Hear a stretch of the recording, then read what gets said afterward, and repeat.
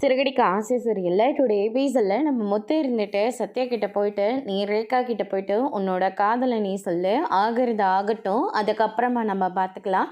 அப்படின்ற மாதிரி சொல்லிடுறாங்க. மீனாவுக்கு ரொம்பவே பதட்டமாக இருக்குது.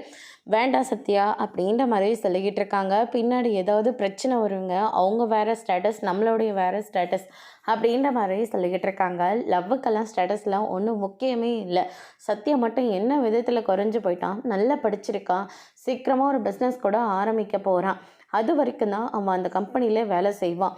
அதனால் சத்யாவுக்கு எந்த குறைச்சலும் கிடையாது அப்படின்ற மாதிரி நம்ம முத்து சொல்லிக்கிட்டு இருக்காங்க.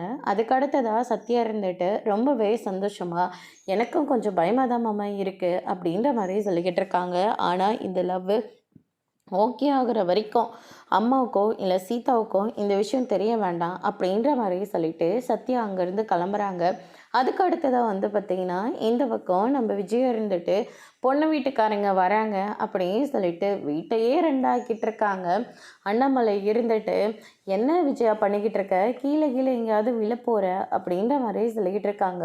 பொண்ணு வீட்டுக்காரங்க வேறு வந்துடுவாங்க, வேலையெல்லாம் ரொம்ப அதிகமாக இருக்குங்க அப்படின்ற மாதிரி சொல்லிக்கிட்டு இருக்காங்க. "முதல்ல போய் அந்த பக்கம் உட்காருங்க, நான்லாம் உட்காருது இருக்கட்டும்.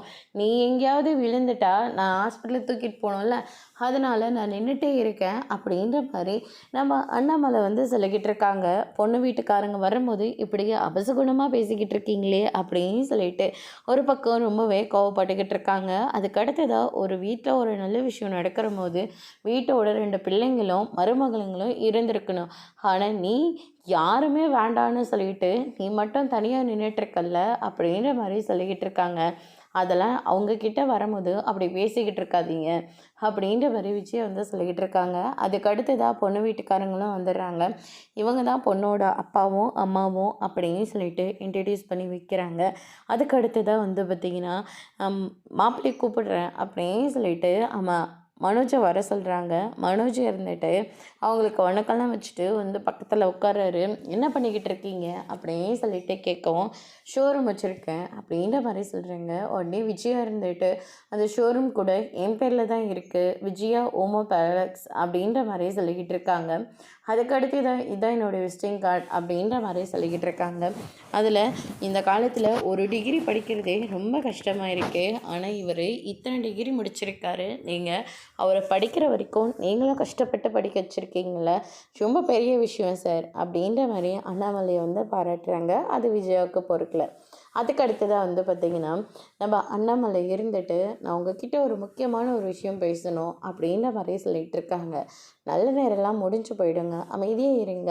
அது முடிஞ்சாலையும் பரவாயில்ல, நீங்கள் சொல்லுங்கள் என்ன விஷயம்" அப்படின்னு சொல்லிகிட்டே கேட்கவும், "மனோஜ் மட்டும் எங்களுடைய பிள்ளை கிடையாது, இன்னும் 2 பேர் இருக்காங்க. மொத்தம் எங்களுக்கு 3 பசங்க தான். அவங்க 2 பேர்த்துக்கும் கல்யாணம் ஆகிடுச்சு." "கல்யாணம் ஆகிடுச்சா? அப்படின்னா மருமகளுங்களாம் எங்கே? அவங்களாம் அவங்க அம்மா வீட்டு வரைக்கும் போயிருக்காங்க. அதே மாதிரி பிள்ளைங்களும் அவங்களோட வேலைக்காக வெளியில் போயிருக்காங்க" அப்படின்ற மாதிரி சொல்லிக்கிட்டு இருக்காங்க. "ஓ அப்படியா, சரி சரி" அப்படின்ற மாதிரி சொல்லிக்கிட்டு இருக்காங்க. அதுக்கு அடுத்து தான் இன்னொரு விஷயமும் சொல்லிடுறேன். மனோஜ்க்கு ஏற்கனவே கல்யாணம் ஆகிடுச்சு. அது மட்டும் இல்லை, கோர்ட்டில் கேஸ் வேறு போயிட்டுருக்கு, டிவோர்ஸ் கேஸ் வேறு போயிட்டுருக்கு அப்படின்ற மாதிரி சொல்லிக்கிட்டு இருக்காங்க. என்ன ஏற்கனவே கல்யாணம் ஆகிடுச்சான்னு சொல்லிட்டு இவங்க எல்லாருமே ரொம்பவே ஷாக் ஆகுறாங்க. அதுக்கு அடுத்து தான் அவங்களுக்குள்ளேயே பேசிக்கிறாங்க. "எங்களுக்கு ஒன்றும் பிரச்சனை இல்லை, பொண்ணுக்கும் தோஷம் இருந்ததுன்னு சொல்லிட்டு அவங்களுக்கே இப்போ 30 வயசுக்கு மேலேயே ஆயிட்டுருக்கு" அப்படின்ற மாதிரி சொல்லிக்கிட்டு இருக்காங்க. "அதனால் எங்களுக்கு எந்த பிரச்சனையும் இல்லை" அப்படி. ஆனால் சில பேர் இந்த விஷயத்தெல்லாம் மறைச்சிருவாங்க. ஆனால் நீங்கள் ஓப்பனாக பேசுனீங்கல்ல, ரொம்ப பெரிய விஷயம். நீங்கள் என்றைக்கு வரதா சொல்லுங்க, நாங்கள் நாளைக்கே வரோம் அப்படின்ற மாதிரி விஜய் தான் சொல்லிடுறாங்க. "நீங்கள் எதிர்பார்க்குறத விட நாங்கள் அதிகமாகவே பொண்ணுக்கு செய்வோம்" அப்படின்ற மாதிரி சொல்லிடுறாங்க.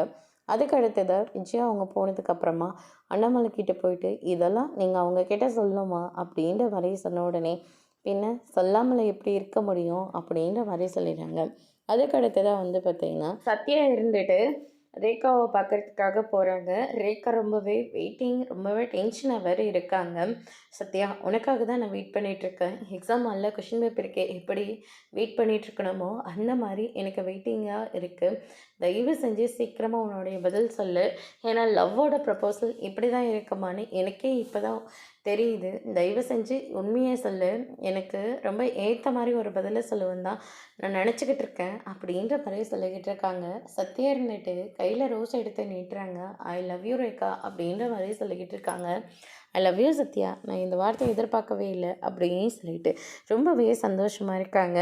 அதுக்கு அடுத்ததாக என்னோடது வேறு ஸ்டேட்டஸ், உன்னோடது வேறு ஸ்டேட்டஸ், அப்பா கூட ஒத்துப்பாங்க, ஆனால் என் அம்மா இருக்காங்க பாரு அப்படின்ற மாதிரி சொல்லிக்கிட்டு இருக்காங்க. சந்தோஷமாக பேசிக்கிட்டு இருக்கிற போது சிந்தாமணி ஃபோன் பண்ணி, எங்கே இருக்க ரேக்கா, என்ன பண்ணிக்கிட்டு இருக்க, கேர்ள் ஃப்ரெண்டா பாய் ஃப்ரெண்டான்னு சொல்லிட்டு டார்ச்சர் பண்ணிக்கிட்டு இருக்காங்க. ரேக்கா இருந்துட்டு, அது ரொம்ப உனக்கு முக்கியமாம்மா, ஃபோனை கட் பண்ணுமா அப்படின்னு சொல்லிட்டு ஃபோனை வந்து கட் பண்ணிட்டுறாங்க. அதுக்கடுத்து தான் எனக்கு இருக்கிறதே என் அம்மா மட்டும்தான் பிரச்சனையாக இருக்காங்க. உங்கள் வீட்டில் எப்படின்னு எனக்கு தெரியல. வீட்டில் அக்கா மாமா சம்மதத்தோடு தான் வந்து உங்ககிட்ட என்னோடய காதலை சொல்கிறேன். ஆரம்பத்துலேயே உன்னை எனக்கு பார்க்கும் போதே பிடிச்சிருச்சு. ஆனால் நான் சொன்னேன், அதை நீ எப்படி ஏற்றப்பன்னு எனக்கு தெரியல. அதனால தான் நான் வெயிட் பண்ணிகிட்டு இருந்தேன் அப்படின்ற மாதிரியே சொல்லிக்கிட்டு இருக்காங்க. அதுக்கு அடுத்ததாக 2 பேரும் ரொம்பவே மனசுட்டு சந்தோஷமாக பேசிக்கிட்டு இருக்காங்க. அதுக்கு அடுத்ததாக நம்ம மீனா இருந்துட்டு அடுத்த நாள் கோயிலில் போயிட்டு பூஜை பண்ணுறாங்க. என்னால் தான் மாமாவுக்கு ஆபத்துன்னு சொல்கிறாங்க. அது உண்மையாக இருந்தால் இதே என் மாமாவை நல்லபடியாக பார்த்துக்கணும் சாமி அப்படின்ற மாதிரி வேண்டிக்கிட்டு இருக்காங்க. அதுக்கு அடுத்ததாக அங்க பிரதேசமும் பண்ண ஆரம்பிக்கிறாங்க. நம்ம ஸ்ருதி வராங்க. என்ன பண்ணிக்கிட்டு இருக்கீங்க, நம்ம சீக்கிரமாக வீட்டுக்கு போகணும்ல, அதனால தான் சாமிக்கு அங்க பிரதட்சணம் பண்ணிக்கிட்டு இருக்கேன் அப்படின்ற மாதிரி சொல்லிக்கிட்டு இருக்காங்க. இந்த அடிவை மேலே அடி வைக்கிறீங்களா, அது ரொம்பவே ஹெல்த்துக்கு நல்லதான் அப்படின்ற மாதிரி சொல்லிக்கிட்டு இருக்காங்க.